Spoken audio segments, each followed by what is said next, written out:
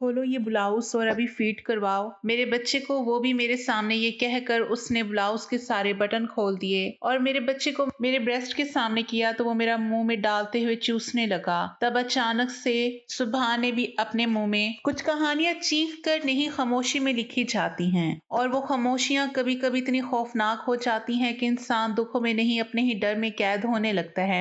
आप ये क्या कर रहे हैं? छोड़े मुझे, आपको शर्म नहीं आती? ये कैसी घटिया हरकतें कर रही हैं मेरे साथ? छोड़े मेरा ब्लाउज। उसका हाथ सादिया पीछे करने लगी, वरना उसका ब्लाउज ही फाड़ देता वो जुनूनी इंसान। तो चलो उठो और बेटे को मेरे अभी फीट करवाओ, मैं नहीं जानता कुछ भी। मलिक सुबहान ने ये देखकर सादिया को कहा था। वो घबराई हुई थी, पहले से ही उसे बहुत डर लगता था। मलिक सुबहान कहने लगा, मेरे बच्चे को भूख लगी है, चलो जल्दी करो। वो उसे ऐसे देख रहा था, पता नहीं उसके साथ क्या कर गुजरता। फिर सादिया कहने लगी, तुम्हारा दिमाग तो ठीक है ना मलिक सुबहान? मेरा बाजू छोड़ो, मैं इसको फीड कैसे करवा सकती हूँ? मलिक सुबहान कहने लगा, तुम ऐसे कैसे मेरे बच्चे को दूध नहीं पिला सकती जब अपनी बहन की जगह ले सकती हो और अपनी बहन की तरह सुहागरात की सेज सजा सकती हो, तो माँ बनकर मेरे बच्चे को भी फीड करवा सकती हो। चलो शाबाश, जल्दी करो, अपने ब्लाउज के बटन खोलो, मैं लेके आ रहा हूँ रेहान को, मेरे सामने ही से तुम फीड करवाओगी और देखता हूँ कि वो अपनी भूख कैसे वो नहीं मिटाता। जान निकल गई थी सादिया की ये बात सुनकर। इस शादी के लिए एक तो वो रजामंद नहीं थी, लेकिन उसने बड़ा फैसला अपने भांजी की खातिर किया था। उसके आंसू भी तो खुश्क नहीं हुए थे, पर सादिया के होश ही उड़ के रह गए थे। मलिक सुबहान की बातें समझ ही नहीं आ रही थी उससे कि वो बात कैसे करे। मलिक सुबहान को ठीक से वो अभी तक समझ ही नहीं पाई थी। इस रिश्ते को जो अचानक से उसके ऊपर थोप दिया गया वो कबूल ही नहीं कर पाई थी और इस पर मलिक सुबहान की कड़वी बातें, उफ, वो कुछ ही देर में रेहान को भी उठा लाया। सादिया ने जैसे फीडर पिला के सुला दिया था, वो लेट गई थी रेहान के कमरे में ही। वो दिल ही दिल में यही सोच रही थी कि कपड़े बदल कर रेहान के साथ ही सो जाऊं, क्योंकि इसी वजह से ही तो उसने शादी की थी, ताकि अपने भांजे को संभाल सके।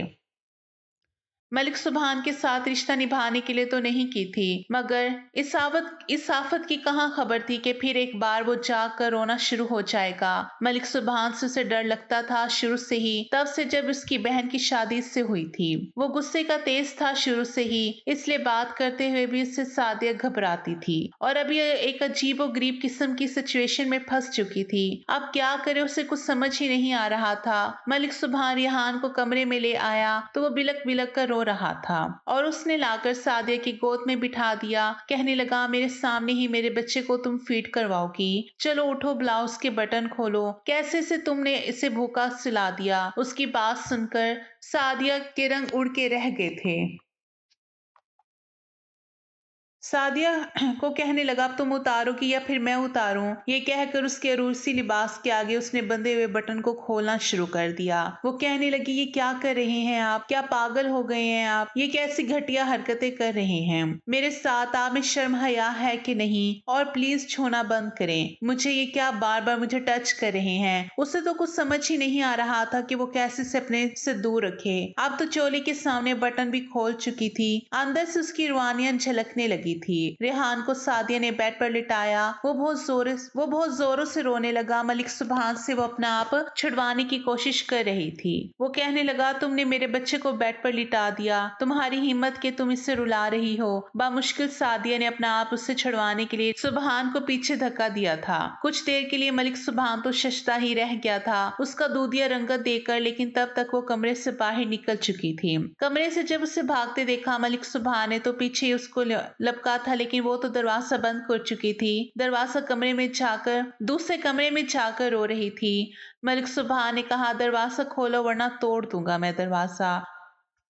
रो रहा है मेरा बच्चा। जिस तरह से वो धाड़ा था तो जान ही निकल गई थी सादिया की। वो दरवाजे के पीछे बनी दीवार के साथ टेक लगाए बैठ कर रोने लगी। मलिक सुबहान उसका क्या करेगा? वो अच्छी तरह से जानती थी। वो बैठ कर रो रही थी कि तभी अचानक से दरवाजा खुला। शायद उसने ठीक से लॉक नहीं लगाया था। मलिक सुबहान अंदर दाखिल हुआ था। वो भी बड़े गुस्से से अपने हाथों से सादिया को खुद को छुपाने लगी। तुम क्या छुपाने की कोशिश कर रही हो? तुम शायद वाकिफ नहीं हो मेरे गुस्से से।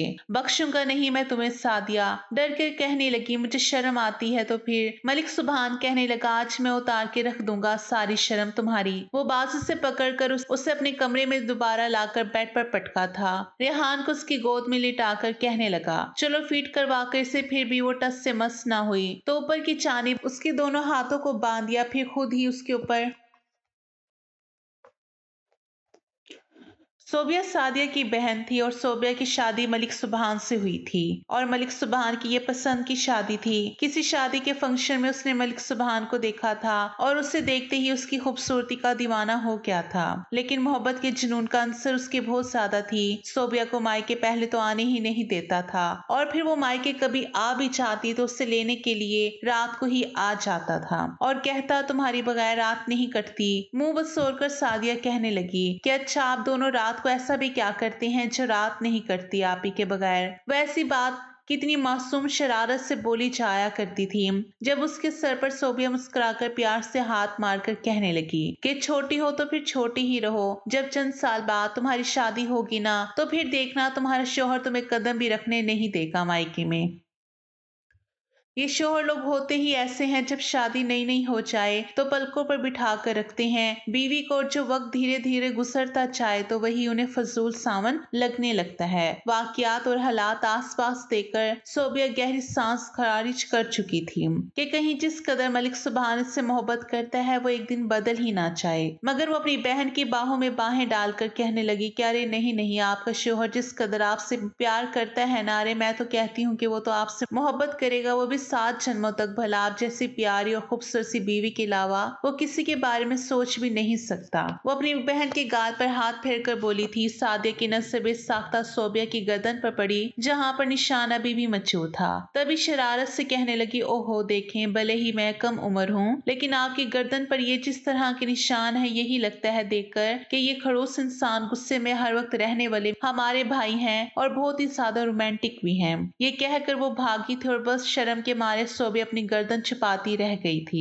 जब इस सादिया देखती तो यही शिकवा करती, क्या मायके में रहने क्यों नहीं आती। मलिक सुबहान गुस्से के बहुत तेज हैं, तो मैं क्या करूं। वो कहते हैं कि मुझे पसंद नहीं है तुम्हारा मायके में रहना। शोहर की मर्जी चलती है ना शादी के बाद, तो लड़की की मर्जी थोड़ी चलती है। वो बहुत प्यार से रही थी। सादिया सोबिया 2 ही बहनें थी। सोबिया से सादिया 3 साल बड़ी थी। एक बार तो सादिया बहुत जिद करने लगी कि आप यहीं रुक जाएं, रात को मैं बात करती हूँ भाई से। सोबिया कहने लगी, वो गुस्से के कितने तेज हैं तुम्हें अच्छे से पता है ना। उन्होंने जब यहाँ आना होता है तो हाथ पांव फूल जाते हैं मेरे, तो कहीं उनके खाने पीने में खिदमत कम ना हो जाए। और मैं अम्मी के साथ मिलके कितनी चीजें तैयार करवाती हूँ, तुम जानती हो ना। ये ना हो कि बात करो तुम उनसे और गुस्सा आ जाए उन्हें। गुस्सा तो खैर हमेशा उनके नाक पर ही होता है। सादी और सोबिया दोनों बहुत अटैच थी। उसकी बहन तो जैसे शादी के बाद उसको मैसर ही नहीं आती थी। वो भी महीने बाद आती थी एक दिन के लिए और बस ऐसे ही गुजर जाता था पूरा दिन और बातों बातों में पता ही नहीं चलता था और रात को आके बहनों इसकी बहन को ले जाते थे।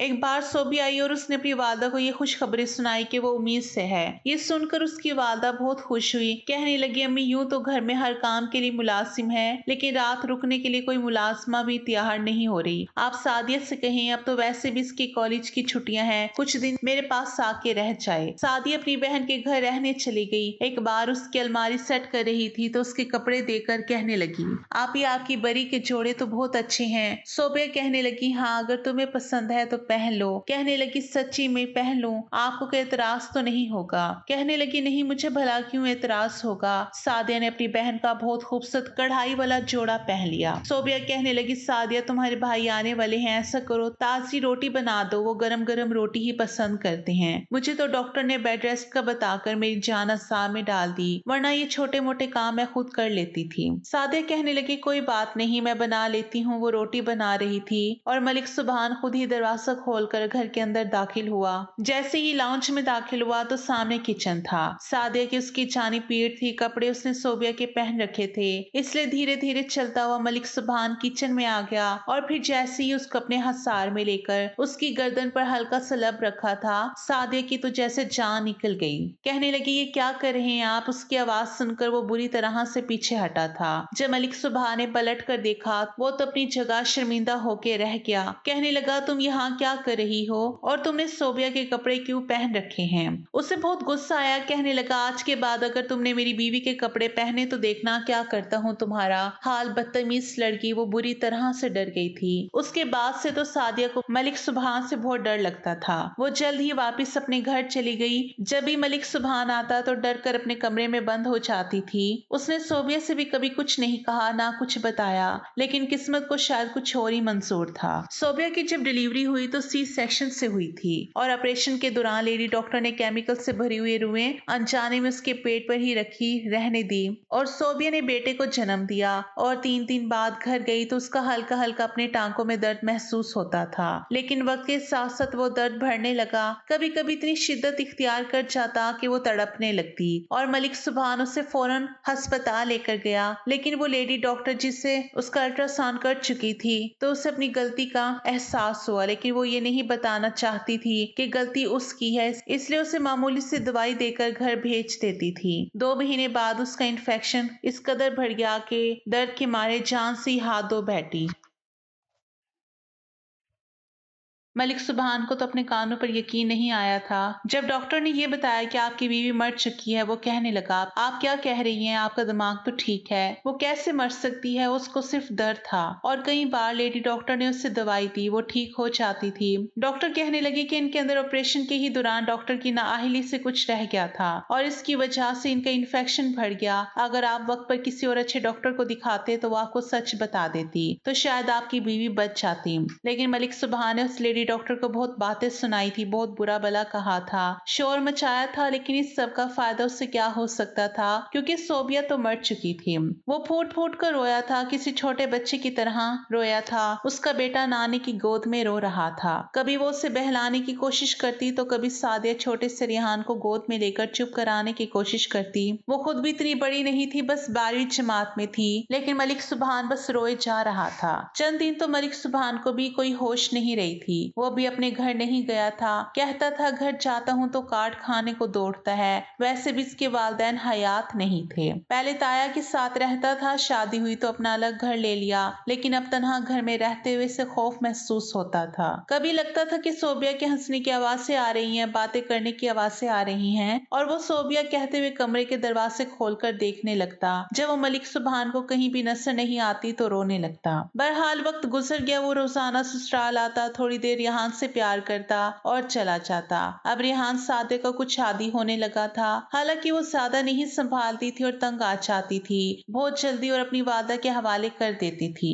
उससे कहती थी कि तंग करता है, ये मुझे रातों को सोने नहीं देता, अम्मा इसे लेकर मुझे टहलना पड़ता है और सुबह मुझे कॉलेज भी जाना होता है। खैर उसकी माँ ही उसे ज्यादातर संभालती थी, लेकिन बूढ़ी थी वो भी, इसलिए ज्यादा थक जाती थी। एक बार उन्होंने सुबहान से बात करने का फैसला कर लिया था। रेहान को गोद में बिठाया प्यार कर रहा था जब सास ने कहा कि बेटा सादी अब कॉलेज चली जाती है और मेरी भी बुढ़ी हड्डियों में ताकत नहीं है कि अब मैं इस बच्चे को संभाल सकूं। हम दोनों की बस की बात नहीं कि इस बच्चे को संभाल सके। अब तुम अपने बेटे की खातिर दूसरी शादी कर लो। अपनी नजरें चुराता हुआ उसने ये बात कही थी। अब तुम अपने बेटे की खातिर दूसरी शादी कर लो। अपनी नजरें चुराते हुए उसने ये बात कही थी कि कहीं ये बात दामाद को बुरी ना लग जाए, क्योंकि वो बहुत मोड़ी था और गुस्से का बहुत ही तेज था। वो कहने लगा, तो आपको मेरा बच्चा बोझ लगने लगा है? अगर ऐसा ही है तो ठीक है, मैं अपने साथ इसे ले जाता हूँ। वो एकदम से खड़ा हो गया। वो कहने लगी, मेरा ये मकसद नहीं था, मैं नानी हूँ इसकी, ये मेरी औलाद का बच्चा है। वो कहने लगा, अब जताती नहीं अगर ये बात होती। वो कहने लगी, बेटा तुम मेरी बात का उल्टा मतलब निकाल रहे हो। मेरी कमजोर हड्डियों में इतनी ताकत नहीं कि मैं इस उम्र में इस बच्चे को संभालती रहूं। अब मुझसे बच्चा भी संभाला नहीं चाहता। इतना बड़ा सदमा बेटी का मुझे भी तो मिला है। मुझे तो ऐसा लग रहा है कि मैं भी मर जाऊंगी। बस अब मेरी यही कोशिश है कि मैं जल्द से जल्द सादिया की शादी कर दूं, वो भी अपने घर की हो जाएगी तो मैं भी सुकून से मर सकूंगी। बिल्कुल वीरान होकर रह गया है मेरा घर। अभी अपने आंसू साफ किए थे। ये कहकर उन्होंने मलिक सुबहान तो बहुत गुस्सा हो गया था कि उन्हें सिर्फ अपनी बेटी की परवाह थी, मेरे बेटे की नहीं थी। रेहान ने उसकी गोद में लेटे हुए रोना शुरू कर दिया था। मलिक सुभान को तो कुछ भी पता ही नहीं था कि बच्चे को कैसे संभाला जाता है और कैसे चुप करवाया जाता है। फिर भी वो उसे उठाकर खामोश करवाने की कोशिश कर रहा था। फिर चेहरा उसका एकदम से सर्द होने लगा था। आंटी देखे ना, ये क्यों रो रहा है इतना, प्लीज इसे चुप करवा दें। इसे क्या हो गया है? बिल्कुल सोबिया भी इसी तरह रोई थी। जब वो मरने वाली थी रो रही थी चीख चीख कर। देखें इसे भी तो कुछ नहीं होने वाला। वो एकदम से सब कुछ बोले जा रहा था। उसकी ये बातें सुनकर तो वो एकदम से हड़बड़ा गई थी। कमरे से तभी सादिया बाहर निकल कर आई थी और कहने लगी, भाई आप ये कैसी बातें कर रहे हैं? वो इसलिए रो रहा है क्योंकि इसे बहुत ज्यादा भूख लगी हुई है। अल्लाह ना करे मेरे बच्चे को कुछ भी हो। वे उसे उठाकर सीने से लगाकर टहलने लगी तो वो भी चुप हो गया था। तो तभी उसकी माँ कहने लगी, ये डब्बे का दूध पीता है ना, इसलिए रोता रहता है, क्योंकि इस डब्बे वाले दूध में माँ का सुकून नहीं मिल रहा। लेकिन इसके अलावा और कोई चारा भी तो नहीं है। आहिस्ता आहिस्ता सब ठीक हो जाएगा। अपने बच्चे के साथ सादिया को देखकर वो कुछ सोचने लगा था। आपको शादी की फिक्र है ना सादिया की, और मुझे अपने बेटे की फिक्र है। आप ऐसा करें इसकी शादी मुझसे कर दें और बोझ भी कम हो जाएगा आपका, और एक माँ भी मिल जाएगी मेरे बेटे को। वैसे भी मलिक सुभान के पास अच्छा खासा घर था, बहुत अच्छा कमाता भी था। अब तो उसकी बात सुनकर वो सोच में पड़ गई थी। अच्छा ठीक है, मैं तुम्हें चंद दिनों में सोच कर बताती हूँ। लेकिन जब इस बारे में सादिया से बात की तो उसने फौरन इनकार कर दिया और कहा कि मैं इससे कभी भी शादी नहीं करूंगी। फिर इसकी माँ से समझाने लगी, क्यों इनकार कर रही हो, क्या हो गया तुम्हें? अच्छा खासा लड़का है, अच्छा खासा कमाता भी है, घर भी बहुत अच्छा है इसका, और अगर तुम्हारे भांजे पर कोई सुतेली माँ आ गई तो पता नहीं उसके साथ क्या सलूक करेगी। अगर तुम इसकी माँ बनकर जाओगी तो जाहिर है तुम इससे प्यार करोगी। वो कहने लगी, मुझे शादी नहीं करनी अम्मी, मैं नहीं कर सकती। आप किसी भी जिम्मेदारी में नहीं पड़ मुझे किसी भी जिम्मेदारी में नहीं पड़ना है, और मुझे बहुत तंग करता है ये, मैं नहीं संभाल सकती इसे। सादिया के मिजाज ही कुछ और था। जाहिर सी बात है, एक जवान और बहुत ही खूबसूरत थी और अपने हम सफर के लिए बहुत से ख्वाब सजाए हुए मलिक सुभान को तो उसका आइडिया कहीं से भी नहीं था। उसे तो मलिक सुभान जैसे खड़ूस लोग ही पसंद नहीं थे। भला वे इस शख्स के साथ शादी कैसे कर सकती थी जो कि पहले से ही शादीशुदा हो। भले ही वो उसका बहनोई था लेकिन था तो शादीशुदा। इन दिनों तबीयत भी ठीक नहीं थी उसकी माँ की, इसलिए मजबूर करने लगी। वो अपनी बेटी को कहने लगी कि अगर मुझे कुछ हो गया तो फिर तुम्हारा क्या होगा? यही सोच सोच कर मुझे डर लगता है। मैं तो अब यही चाहती हूँ कि मेरे जीते जी तुम्हें अपने घर का कर दूं। लेकिन सादिया तो बात ही नहीं मान रही थी। वो भी जिद में ही अड़ी थी। कुछ दिनों बाद ही बहुत ज्यादा तबीयत बिगड़ने लगी उसकी माँ की। उनके सीने में एकदम से दर्द शुरू हो चुका था। ये देखकर तो उसके हाथ पैर फूल गए थे। एक तरफ उसे रिहान परेशान करता और दूसरी तरफ वो घबरा गई थी। वो अपनी माँ की हालत देखकर उसने मलिक सुभान को फोन किया था। वो भी रात के 2 बजे आया। उसकी माँ को हार्ट अटैक हुआ था तो उन्हें वो अस्पताल ले गए थे। अब तो डॉक्टर कह चुके थे कि ना ही उनका इलाज हो सकता है और ना ही इनके ज्यादा बचने के चांसेस हैं। इसलिए सादिया ने अपनी माँ के मजबूर करने पर उसने मलिक सुभान से निकाह कर लिया। लेकिन वो अपने घर पर ही थी। फिर 10 दिन बाद ही इंतकाल हो गया था। तदफीन हुई तो मलिक सुभान कहने लगा कि तुम मेरे घर चलो। वो मलिक सुभान के घर पहुंची थी। उसे लगा था मलिक सुभान उसका एहसास करेगा, लेकिन मलिक सुभान उससे कहने लगा, कमरे में जोड़ा पड़ा है, तुम्हारी बहन का है, इसे पहन कर तैयार हो जाओ। ये सुनकर तो उसको हैरत हुई थी। उसकी माँ को मरे हुए बस 3 दिन हुए थे और मलिक सुभान इससे कह रहा था कि वो दुल्हन बनकर तैयार हो जाए। वो कहने लगी, सुभान भाई आप ये क्या कह रहे हैं? तो वो कहने लगा, मैं तुम्हारा भाई नहीं हूँ। तुम्हारी तो पहले ही मुझ पर नियत खराब थी, तभी सोबिया के कपड़े पहनती थी। तुम्हें शौक था ना इसकी जगह पर आने का, उसके कपड़े पहनने का, उसके उतरन पहनने का, तो आज अपने ये शौक पूरा करो। जाओ जाकर उसका वो अरूसी लिबास पहनकर तैयार हो जाओ। वो बेहद गुस्से में लग रहा था कि अगर वो तैयार नहीं होगी तो न जाने क्या कर बैठेगा। सादिया बुरी तरह से डर गई थी। जल्दी से कमरे में चली गई और रूसी लिबास भी पहन लिया। तैयार क्या होना था, बस हल्का फुल्का मेकअप किया। वो भी रोती हुई। उसे समझ नहीं आ रही थी कि क्या करे और क्या ना करे, क्योंकि वो बहुत बड़ी तो ना थी ना ही इतनी समझदार थी। दुल्हन बनकर बैठी, लेकिन रेहान के रोने की आवाज आने लगी तो जल्दी से कमरे से बाहर निकली। देखा तो उसे कहीं भी मलिक सुभान नजर नहीं आया। वो जल्दी से किचन में गई, उसका फीडर तैयार किया और और कमरे में आ गई। उसे फीडर पिलाकर वहीं उसके बराबर में लेट गई थी, जबकि किसी पहर सुबह ने उसे बाजू से पकड़कर बुरी तरह झंझोड़ा था और फिर उसे अपने कमरे में ले गया। कहने लगा कि बताओ मुझे, कहीं तुमने तो मेरी बीवी को नहीं मारा? मैं उससे बहुत मोहब्बत करता था और तुम्हें शायद हमारी मोहब्बत से जलन थी। मैंने सुना था तुम्हें अपनी बहन से बातें करते हुए, तुम कह रही थी कि आप भी दुआ करें कि मेरा शौहर भी सुभान जैसा हो।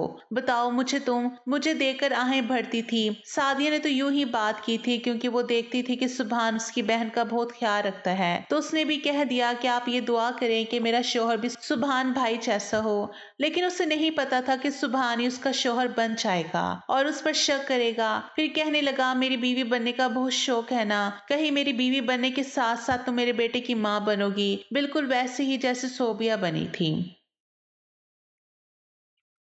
अब मेरी बीवी बनने के साथ साथ तुम मेरे बेटे की माँ बनोगी, बिल्कुल वैसे ही जैसे सोबिया बनी थी। तुम इसे अपना फीड करवाओगी और मेरे सामने करवाओगी। ये सुनकर तो सादे का दिमाग घूम के रह गया था। कहने लगी, मैं कुंवारी हूँ, मैं कैसे इसको फीड करवा सकती हूँ? आप कैसी बातें कर रही हैं? मुझसे इस किस्म की बातें ना करें, मुझे बुरी लगती है। वो कहने लगा, क्यों नहीं करूँ? जब तुम अपनी बहन की जगह पर बैठ सकती हो, उसके कपड़े पहनकर दुल्हन बन सकती हो, मेरे बच्चे की माँ भी बन सकती हो। मेरा बच्चा भूखा नहीं रहेगा, वो तुमसे अपनी भूख मिटाएगा, वो भी अपनी भूख मिटाएगा और मैं भी। वो इसके बटन खोलने लगा, लेकिन तभी सादी अपना आप छुड़वाकर भाग गई थी। दूसरे कमरे में जाकर दीवार के साथ लगकर रोने लगी, लेकिन वो दरवाजे का लॉक शायद चाबी से खोल चुका था। जैसे ही अंदर आया तो सादिया के होश उड़ गए थे। कहने लगा, तुम्हारी सारी शर्म मैं आज ही खत्म कर दूंगा। उसे बाजू से पकड़कर अपने कमरे में ले गया और उसे बेड पर धक्का देकर लिटाया। रेहान अभी भी रो रहा था। कहने लगा, खुद इसे फीड करवाओ। बेचारी बुरी तरह से कांप रही थी। उसने जल्दी से रेहान को अपने सीने से लगा लिया, लेकिन वो बहुत शर्म महसूस कर रही थी। रेहान जब फीड करने लगा था वो बुरी तरह से घबराई हुई थी, डर गई थी। वो अजीब सी कैफियत से दो चार थी, लेकिन कुछ नहीं बोल सकती थी। अपनी आंखें बंद कर चुकी थी, आंखों से आंसू बह रहे थे। जब उसने देखा कि सुभान खड़ा होकर अलमारी के पास गया है, अलमारी का दूसरा दरवाजा खोलकर उसने एक नाइटी निकाली थी। सादे की जान निकली थी। कहने लगा, जल्दी इसकी भूख मिटाओ, फिर तुम्हारी सुहागरात भी मैं रंगीन बनाता हूँ। उसके बाद तुम मेरी भूख मिटाओगी जब तक मैं शराब ना हो जाऊं। मैं तुम्हारी जान नहीं बख्शूंगा। बहुत शौक है ना तुम्हें मेरी बीवी की जगह लेने का।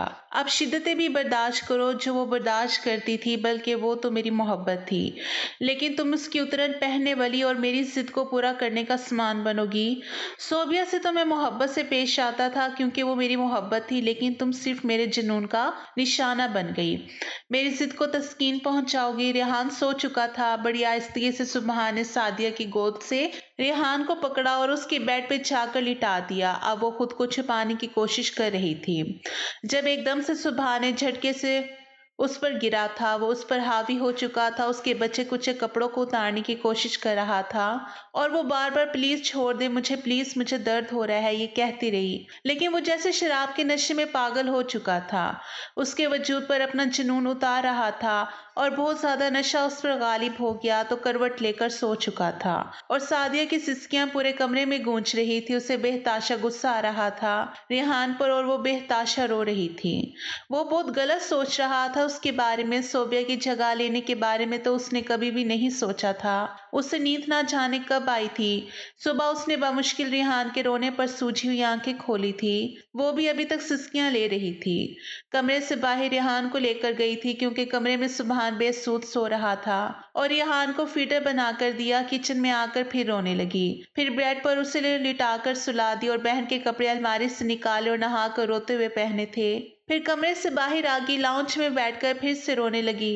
इस दुनिया में तो उसका कोई भी नहीं था। उसकी एक माँ थी और वो भी उसे छोड़कर चली गई थी, और ना ही कोई ऐसा शख्स था जिसके साथ वो अपने दिल की बातें करती। उसकी एक बहन थी तो वो भी इस दुनिया से चली गई थी। उसके साथ तो माँ का साथ भी नहीं था। पता नहीं उसके साथ कभी सुभान ठीक भी होगा या नहीं, या फिर अपने जुनून का निशाना हमेशा उससे बनाएगा। उसने अभी तक नाश्ता तक नहीं किया था। वही सोफे पर बैठे बैठे सो चुकी थी। जब उसकी आंख खुली तो बाहर डोरबेल बज रही थी। वो जैसे ही उठकर दरवाजा खोलने के लिए बाहर गई तो बाहर मुलाजमा खड़ी हुई उसे देखकर कहने लगी, आप यहाँ पर क्या कर रही हैं? इंतकाल हो गया था ना आपकी बहन का? वो कहने लगी, हाँ, अब मैं उनकी बीवी हूँ। 2 दिन पहले ही मेरा निकाह मेरे ही बहनोई से हो गया है। और तुम क्यों इतने सवाल पूछ रही हो? जाओ, जाकर अपना काम करो। मुख्तसर सा जवाब सादिया ने दिया था। फिर अपना काम मुलाजमा करने लगी। चुपचाप नाश्ता किया और मुलाजमा को भी नाश्ता दिया। घर की पूरी सफाई करके मुलाजमा भी जा चुकी थी। अब सुबहान भी उठ चुका था। मैं रेहान को उठाकर कमरे से बाहर आ गई। सुबहान की आंख दोपहर के 3 बजे खुली थी। बिना शर्ट के अपने आप को बेड पर देखा तो कुछ हैरान हुआ था। उसे रात वाला वाकया कुछ भी याद नहीं आ रहा था, लेकिन कांच की टूटी हुई चूड़ियां जब बेड पर देखी तो सब उसे याद आने लगा। उसने सादिया के साथ शराब के नशे में जो कुछ भी किया वो सब याद आने लगा। उसे अपने आप पर बहुत अफसोस हुआ था और बेहताशा गुस्सा भी आ रहा था। जब से सोबिया का इंतकाल हुआ था तब से ही उसे वो दौरा पड़ रहा था। वो चीजें इधर उधर उठा उठा के फेंकता था। इतना शदीद उससे गुस्सा आता था, लेकिन उसका जुनून जैसे ही खत्म होता तो वो बिल्कुल नॉर्मल हो जाता था। अभी भी वो नॉर्मल हो चुका था। जैसे ही वो उठकर कमरे से बाहर आया तो सादिया उसे देखकर ही एकदम से डर गई थी। वो फौरन से उठ गई थी। सोफे से अभी भी आंखें सुर्ख हो रही थी। सुबहान की जैसे नशे में हो वो अंदर ही अंदर बिलक बिलक कर रोने लगी थी। उसे कुछ दूर होकर कहने लगी, प्लीज मेरे साथ कुछ मत कीजिएगा। मैंने आपको कोई भी धोखा नहीं दिया और ना ही मैं आप ही की जगह लेना चाहती हूँ। मैं सच कह रही हूँ, मैंने कोई भी बुरी नजर नहीं रखी आप पर। जो इल्जाम रात को उस पर लगा रहा था उसके बगैर कुछ पूछे ही वो सब कुछ उसे बोल रही थी। फिर उसकी जानिब होकर सुबहान बोला कि प्लीज मुझसे डरो मत, मेरी बात सुनो। तो अब सुबहान भी रात वाले वाक्य को लेकर बेहताशा शर्मिंदा हो रहा था। रात को जो कुछ भी हुआ मैं होश में नहीं था, मुझे माफ कर दो। उसका रवैया बदला हुआ था। उससे क्या कहना चाहिए सादिया को कुछ भी समझ नहीं आ रहा था। उठकर सुबहान कमरे में चला गया। बिना नाश्ता किए ही तैयार होकर अपने काम के लिए चला गया। जब रात को वो वापस आया तो रेहान को गोद में उठाकर उससे प्यार करने लगा। फिर उसे अपने कमरे में ले जाकर दरवाज से सोबिया की तस्वीर निकाल कर उसको दिखाने लगा। यही है तुम्हारी मम्मा, ये तुमसे बहुत प्यार करती थी और मुझसे भी बहुत प्यार करती थी और तुम्हारी मम्मा से भी मैं बहुत प्यार करता हूँ, लेकिन देखो हम दोनों को छोड़कर चली गई। सोबिया की बातें याद करके सुबहान की आंखों से आंसू आने लगे। डरते डरते सादिया कमरे में आई थी। कहने लगी, क्या खाना गर्म कर दूं आपके लिए? कहने लगा, तुम खा लो, मुझे भूख नहीं है। तो फिर वो चली गई थी दरवाजा बंद करके। फिर चुपचाप खाना खाकर दूसरे कमरे में जाकर बैठ गई। फिर अपनी उंगलियां चटकाने लगी। उससे अब कहाँ सोना है, उसे कुछ भी समझ नहीं आ रहा था। कमरे का दरवाजा कुछ ही देर बाद खुला था। रेहान को गोद में उठाया। सुबहान कमरे में दाखिल हुआ था। फिर सादिया की गोद में चुपचाप उसको डाल दिया। कहने लगा, यहाँ पर तुम सो सकती हो अगर तुम चाहो तो, और मेरी सास से कोई भी तुम्हें तकलीफ ना पहुंचे, मैं कोशिश करूंगा। ये कहकर वो जा चुका था। सादिया ने सुकून का सांस लिया था, लेकिन उसे नहीं पता था कि सुबहान को ये जुनून चंद रोज बाद फिर से सवार हो जाएगा। घर पर आया तो उसे लगा जैसे सोबिया किचन में काम कर रही है, क्योंकि सादिया के अपने कपड़े तो थे नहीं, इसलिए उसने सोबिया का ही सूट पहन रखा था। जो जोड़ा उसने पहना था सुबहान बड़ी मोहब्बत से सोबिया को लाकर दिया था, इसलिए वो किचन में आ गया। कहने लगा, सोबिया तुम वापिस आ गई। लेकिन जब पलट कर सादिया ने उसकी तरफ देखा तो उसे गुस्सा आने लगा। कहने लगा, फिर से तुमने मेरी बीवी के कपड़े पहने हैं? तुम होती कौन हो मेरी बीवी के कपड़े पहनने वाली? सादिया उसकी सुर्ख होती आंखों को देखकर डर गई। जल्दी से रोटी उसने हारपाट में रखी, किचन से बाहर जाने लगी, लेकिन उसका बाजू पकड़ चुका था। उसके कपड़े उसने 1 मिनट में फाड़ के रख दिए। कहने लगा, तुमने किससे पूछकर मेरी बीवी के कपड़े पहने? सामने पड़ी तेज धार वाली छुरी रखी थी। वो सलाद काट कर फारिग हुई थी। फिर रोटियां बना रही थी। वो छुरी अब सुबहान के हाथ में थी। वो छुरी उसने अपने हाथ में पकड़ी और सादिया के गले के नीचे के हिस्से पर उसकी नोक रख दी। वो कहने लगी, ये आप क्या कर रहे हैं? मुझे चोट लग जाएगी। कहने लगा, तुम्हारी हिम्मत कैसे हुई मेरी बीवी के कपड़े पहनने की? तुम क्या चाहती हो मैं तुम्हें उसकी जगह दे दूंगा? नहीं, मैं तुम्हें सिर्फ अजियत दूंगा। ये कहकर उसने सादिया के दिल के मकाम पर छुरी से सोबिया लिखा था। जैसे ही वो रोने बिलखने लगी तो उसका गला अपने दूसरे हाथ से पकड़ लिया। कहने लगा, अगर तुमने मुझे लिखने नहीं दिया तो मैं तुम्हारा गला घोट कर तुम्हें मार डालूंगा। उसके जुनून को देखकर यही लग रहा था कि वो सचमुच सादिया को जान से ही मार डालेगा। छुरी की तेज धार नोक से वो उसके दिल के मकाम पर सोबिया लिख चुका था और फिर अपने होंठ सोबिया के नाम पर रख दिए। सादिया रोई जा रही थी लेकिन वो जुनून में आ चुका था। उसे गोद में भरता हुआ अपने कमरे में ले गया। रेहान अपने झूले में बाहर लॉन्च में रो रहा था लेकिन सुभान को परवाह तक नहीं थी। वो उस वक्त सादिया पर अपना जुनून निछावर कर रहा था। कई जगह जिस्म पर उसके दांतों के निशान थे। वो रो रही थी कि बच्चा रो रहा है, खुदा के लिए मुझे छोड़ दे। लेकिन पता नहीं क्या हुआ था, उससे ना अपने बच्चे की रोने की परवाह थी और ना ही किसी और चीज की। वो बस अपने जुनून को तस्कीन पहुंचा रहा था। लेकिन जैसे ही उसका जुनून खत्म हुआ तब उसे होश आई थी और रेहान ने रो रो कर बेहाल हो चुका था। सादिया ने उसे खुद से पीछे किया, वो खुद भी पीछे हट गया। वो भागती दौड़ती कमरे से बाहर गई थी। वो बावजूद दर्द से चूर हो रही थी। उसे समझ नहीं आ रही थी कि उसके वजूद की किस हिस्से पर इससे ज्यादा दर्द हो रहा है। भागकर वो दूसरे कमरे में जाकर कुंडी लगाना चाहती थी लेकिन रेहान को रोता देखकर उस मासूम पर भी रहम आया। बच्चे को रोता देखकर ना जाने उसके साथ ही क्या कर बैठे। वो रेहान की तरफ बढ़ी, उसको पकड़कर अपने सीने से लगा लिया और वो रोए जा रहा था। उसे पकड़कर वो दूसरे कमरे में आ चुकी थी। दरवाजा बंद करके कुंडी लगा दी ताकि सुबह ना आ सके। गोद में आकर वो भूखा ही सो गया। उसने वॉशरूम में जाकर शॉवर खोला था और रोती रही और अपने वजूद से उस शख्स का लम्स मिटाने की कोशिश करती रही। उसे तो खून से वैसे ही बहुत डर लगता था। घर में जब उसने किचन में नया नया खाना बनाना सीखना शुरू किया था तो अक्सर प्याज टमाटर काटते हुए उसकी उंगली पर छुरी से छोटी सी खरोच लग जाती थी और वो पूरा घर सर पर उठा लेती थी। जरा सा दर्द भी उसे बर्दाश्त नहीं होता था और अब जो दर्द उससे मिल रहा था नहाते हुए, उसने एक नजर अपने दिल के मकाम पर देखा तो मजीद फूट फूट कर रोने लगी। जिस बहन को वो सबसे ज्यादा मोहब्बत करती थी उसका नाम उसके सीने के मकाम पर लिखा हुआ था और अभी भी उसमें से खून आ रहा था। सुभान का खौफ उस पर मुसलत हो चुका था, जो शायद उस पर रहम खाना ही नहीं चाहता था। जैसे ही वो कमरे में आई तो सोया हुआ रेहान सिसकियां भर रहा था। वो जल्दी से उसके पास आई, उसके साथ लेट गई। कमरा खोलने से उसे डर लग रहा था कि कहीं सुभान अंदर ना आ जाए। जैसे उसने रेहान को अपने सीने से लगाया वो किसी मासूम बच्चे की तरह मुंह खोलकर गोया माँ की मोहब्बत और गज़ा तलाश करने लगा। ये बच्चों का फितरी अमल होता है। शायद वो सादिया को ही अपनी माँ समझ चुका था। कुछ सोचते हुए सादिया ने एक नजर रेहान को देखा और फिर गहरी सांस खारिज करके उसने अपनी कमीज को ऊपर कर दिया। वो ये करना तो नहीं चाहती थी मगर रेहान की खातिर उसने एक बार फिर उसे फीड करवाना शुरू कर दिया था, ये जानते हुए भी कि उसके वजूद में अभी किसी बच्चे की गज़ा नहीं रखी गई। उस वक्त पहली बार उसने ये दुआ की कि काश सचमुच उसकी माँ बन जाऊं और रेहान अपनी भूख उससे मिटा सके। ये सोचते हुए उसकी आंखों से आंसू भी निकले थे। पूरा वजूद दर्द से चूर था और कमरे में कोई भी मौजूद नहीं था। सुभान भी ऐसे ही सो चुका था और वो भी इसी हालत में आंखें मूंद गई थी। वो कितने घंटे सोती रही उसे कुछ भी मालूम नहीं था। रात की 3 बजे से बुलंद आवाज रोने की आई थी। एकदम से हड़बड़ाकर सादिया उठी, घड़ी पर वक्त देखा तो 3 बज रहे थे। रेहान भी सो रहा था। अपने कपड़े दुरुस्त करके उठी तो आवाज सुभान की थी, मगर वो क्यों फूट फूट कर रो रहा था। उसका दिल चाहा कि वो दरवाजा खोल कर जाए और देखे, मगर उस जुनूनी शख्स से डर भी लग रहा था। सुभान की कुछ कुछ बातें उसकी समझ में आ रही थी।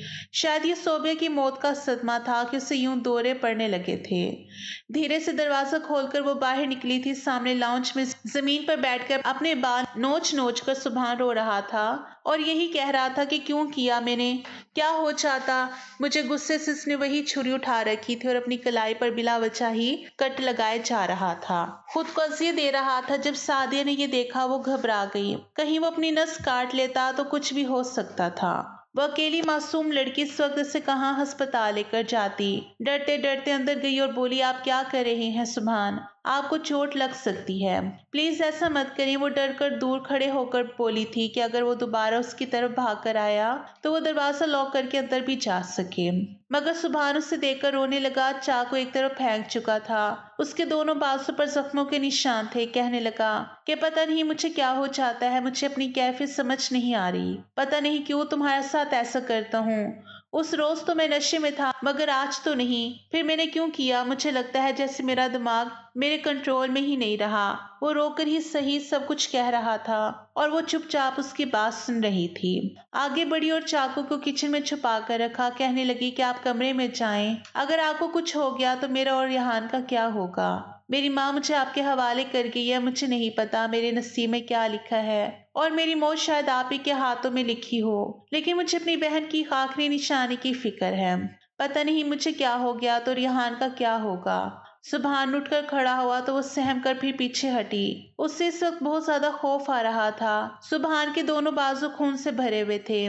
जब वो चलता हुआ उसके सामने आया और दोनों हाथ जोड़कर उससे माफी मांगने लगा कि प्लीज मुझे माफ कर दो। मैं तुम्हें ऐसे तो नहीं देना चाहता था। मैं तो सोबिया के अलावा किसी और के करीब जाने का सोचना भी नहीं चाहता था। मगर पता नहीं मुझे क्या हो जाता है। उसकी नजर सोबिया के लिखे नाम के मकाम पर गई थी जहां से अभी भी खून रसने की वजह से कमीज का रंग बदल चुका था। वो कहने लगा, देखो मैंने तुम्हें ऐसे दी है ना, इसके बदले मैंने भी अपने बाजू पर जख्म दे दिए। देखो मैंने खुद को भी जख्मी किया है। वो किसी मासूम बच्चे की तरह बोले जा रहा था। वो इस वक्त उसके कमरे में नहीं गई थी बल्कि सीधा अपने कमरे में आई थी। रेहान के लिए फीडर बनाकर उसे पिला रही थी और फिर सोच भी रही थी। अगली सुबह सुबहान बिस्तर पर पड़ा था, बुखार में तप रहा था। वो डरते डरते उसके करीब गई, उसके बाजू पर जमा हुआ खून साफ करके पट्टियां करने लगी। अपने हाथों से उसे नाश्ता करवाया था और फिर दवा देकर सुला चुकी थी। उसे अपनी एक दोस्त का ख्याल आया जिसके वालिद साइकोलॉजिस्ट थे। उसने अपनी दोस्त को उस बारे में मुकम्मल बात बताई तो वो कहने लगी कि मैं अपने वालिद से जिक्र करूंगी और फिर जो उन्होंने कहा तो मैं बताऊंगी। वो फोन बंद कर चुकी थी जब रिहान फिर से रोने लगा। वो फीडर पिला रही थी मगर वो तो बार बार उसके सीने की जानिब बढ़ रहा था। वो समझदार हो चुका था जैसे एक माँ के वजूद से दूध चाहता हो। रेहान यक नजर सुबहान को देखा जो औंधे मुंह लेटकर सो रहा था। उसने वही रेहान की आदत पूरी करने के लिए अपने सीने से लगा लिया। 20 मिनट गुजरे थे जब सादिया को लगा कि जैसे कुदरती तौर पर दूध आने लगा है। वो कुछ हैरान हुई थी, ऐसा कैसे हो सकता है। वो हड़बड़ाकर अपने आप को देखने लगी। सचमुच उसके वजूद से बच्चे की ग़िज़ा निकलने लगी थी। रेहान का भी पेट नहीं भरा था। वो गला फाड़ कर रोने लगा। उसके रोने की आवाज पर सुबहान भी उठ चुका था। वो फौरन उसे खुद को छुपाने लगी मगर रेहान रोए जा रहा था। सुबहान कहने लगा, क्या हुआ है? उसे रो क्यों रहा है? क्या तुम इसे फिर से फीड करवा रही थी? देखो मैं मानता हूँ मैंने गलत किया था। तुम एक बच्चे को दूध नहीं पिला सकती। फिर तुमने इसे अपने सीने से क्यों लगाया हुआ है? मगर इस वक्त उसे कुछ समझ नहीं आ रहा था कि क्या करे। हिचकिचाते हुए सादिया कहने लगी, पता नहीं सुबहान ये सब कैसे हुआ। मुझे सचमुच ही दूध आने लगा है। आंखें सुबहान की पूरी खुल गई थी। एक बार फिर रेहान उसके सीने से लगा फीड कर रहा था और वो उसे चाह कर भी दूर नहीं कर पा रही थी। सुबहान तो हैरत से मुस्कुरा कर कहने लगा, ये मुमकिन कैसे हो सकता है? कहीं तुमने दवाई तो नहीं ली इसकी जिससे तुम बच्चों को फीड करवाओ? वो कहने लगी, मैं घर से बाहर ही कहाँ जाती हूँ जो दवाई लेकर आऊंगी। फिर सुबहान कहने लगा, कहीं ये दूध बच्चे की सेहत खराब ना कर दें। कहीं कुछ हो गया तो इससे वैसे जबरदस्ती दूर करने लगी। उसी वक्त उसे सुबहान डॉक्टर के पास लेकर गया। वो भी जिस कदर बदहवास थी उसकी ये बदहवासी देखकर डॉक्टर भी परेशान हो गई थी। वो हिचकिचाते हुए डॉक्टर से कहने लगी कि मैं अभी माँ नहीं बनी हूँ और ये बच्चा मेरी बहन का है, लेकिन फिर भी फीड मुझे आने लगा है। डॉक्टर भी ये सुनकर हैरान हो गई थी। कहने लगी, ऐसे तो किसी को भी फीड नहीं आता। पहले आप मुझे पूरी बात बताएं। कुछ तो आपके साथ जरूर हुआ है। वो बोली थी, मैं तो इसलिए फीड करवाती हूँ ताकि रेहान की आदत पूरी हो जाए और ये मुझे अपनी माँ समझकर फीड करता है और आराम से सो जाता है। और अब ये 6 महीने का हो चुका है और मुझे ही फीड आने लगा है। ये सुनकर तो उसके कुछ टेस्ट डॉक्टर ने किए थे और फिर टेस्ट जब बिल्कुल क्लियर आए तो वो मुस्कुराकर कहने लगी, सादिया बेटा आपको फिक्र करने की कोई जरूरत नहीं है। यह अमल एक नेचुरल है। आपकी वजह से जब बच्चे ने ग़िज़ा लेने के लिए रुजू किया तो खुद ब खुद आपके दिमाग ने सिग्नल्स भेजना शुरू कर दिया और हार्मोन्स आपके एक्टिव हो गए और वैसे ही अब आप बिल्कुल इससे फीड करवा सकती हैं जैसे मासूम बच्चे को एक माँ फीड करवाती है। इस कदर सुबहान ऐसा हैरान हुआ था कि उसे कुछ समझ ही नहीं आ रहा था। वहीं दूसरी जानिब सादिया बहुत खुश हो गई थी। अब तो सुबहान भी इस बात को लेकर बहुत खुश हो गया था। घर की तरफ सुबहान ने गाड़ी मोड़ना चाही तो हिचकिचाते हुए वो कहने लगी कि प्लीज सुबहान आप इस अस्पताल की तरफ गाड़ी मोड़ दें। सुबहान कहने लगा, क्यों? वहां क्यों जाना है? वो कहने लगी कि मेरी बात प्लीज मान लीजिए। रेहान की कसम है आपको, मुझसे किसी किस्म का सवाल मत कीजिएगा। अब वो बिल्कुल चुप हो गया था रेहान की कसम के आगे। उसकी दोस्त के वालिद का ही यह अस्पताल था। सुभान को जहां पर वो लेकर आई थी, कुछ भी सुभान को समझ ही नहीं आ रहा था। जब वो कमरे में था तो सादिया भी उसके साथ ही गई थी। वो तो पहले थोड़ा हिचकिचाया, मगर डॉक्टर के कहने पर सब कुछ वो उसे बताने लगा कि उसे कितनी मोहब्बत है अपनी बीवी से। साथ साथ उसे कुछ डॉक्टर दवाई भी खिला रही थी, जिससे वो बिल्कुल पुरसकून होकर सब कुछ बता रहा था। फिर वो रोते हुए बताते बताते खामोश हो गया।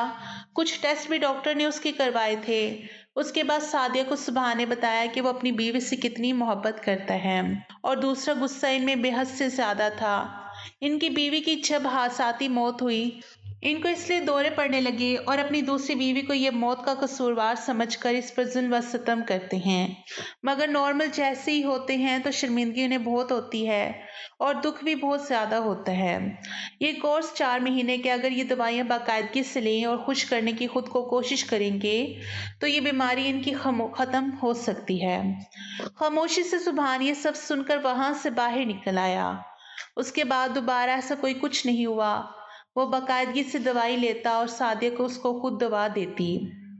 वो अच्छी तरह जानती थी अगर ये एक दिन भी नागा हो गया तो इस पर सख्ती आएगी। आज भी वो रोज की तरह दूध के गिलास के साथ दवाई लेकर गई तो कमरे में रेहान सुभान की गोद में खेल रहा था। उसे छोड़कर जैसे ही वो बाहर जाने लगी तो उसे फौरन वो बाजू से पकड़ चुका था। सादी हिचकिचाते हुए पलट कर देखा तो सुभान कहने लगा कि कहाँ जा रही हो, कभी मेरे पास भी बैठ जाया करो, हर वक्त किसी ना किसी काम में ही मसरूफ रहती हो।